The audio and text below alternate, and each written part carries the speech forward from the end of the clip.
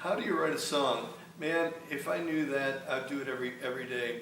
And I almost do, but it's magic in a way. But when I was asked to write Songwriting for Dummies, I almost didn't want to do it because it would mean that I have to analyze what I do.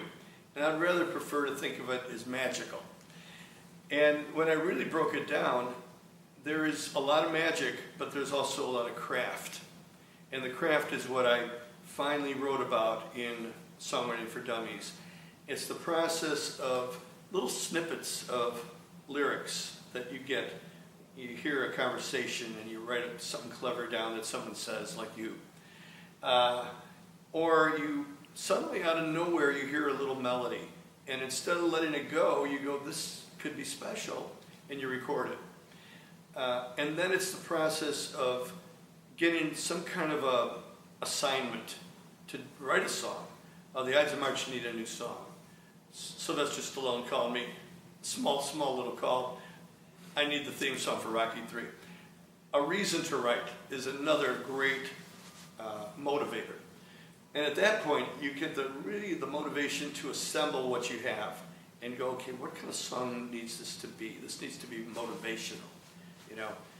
And you pick a phrase that sounds motivational. And you pick a beat that's got the drive, you know? When Stallone asked us to write the theme song for Rocky III, he said, I want something with a pulse, something for the kids, you know? So, you know, when you have a directive like that, and then you have a script like Rocky III, you know where you're going to go. But when I was much younger, it was really all about assembling pieces, and that title with that riff, and then showing it to the band, and the band arranging it, and that's where the magic comes. Yeah, you know, the Ides of March we always end with Vehicle, of course. And I always say, you know, people ask me, you must have played that song 10,000 times, don't you ever get tired of it? And the whole audience goes, hell no!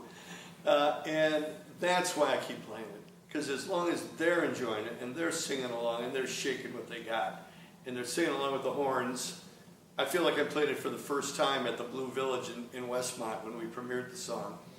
Or I'm hearing it on the radio on WLS with Dick Biondi. And for the very first time, going down I-55, suddenly I'm going 100 miles an hour, straight towards St. Louis. There's something about hearing your song on the AM radio coming out of your dashboard that it's like nothing else. And those are the things that keeps you fresh. When I hit the stage, all of that comes through. And I feel like I'm a kid again. Well, if I was talking to my younger self, I would probably tell him to do exactly what I did.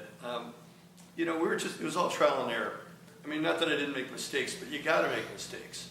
Mistakes are as important as the successes because you learn from your mistakes. I had the confidence, as soon as I stepped on stage, I had that confidence. I think it's the 31-year-old Jim that needs more advice than the teenage Jim. Because I was now in a band called Survivor, and there was many challenges working with a band. Ides of March was not such a challenge. We're all grade school friends, you know. And Survivor was a different thing. It was, you know, musicians chosen for their abilities, and there was a lot of, you know, give and take, you know, a little bit of tension, and I didn't know how to deal with it. So I think if I was talking to my 32-year-old self, I'd say, Jim, stick up for yourself even more and get what you want.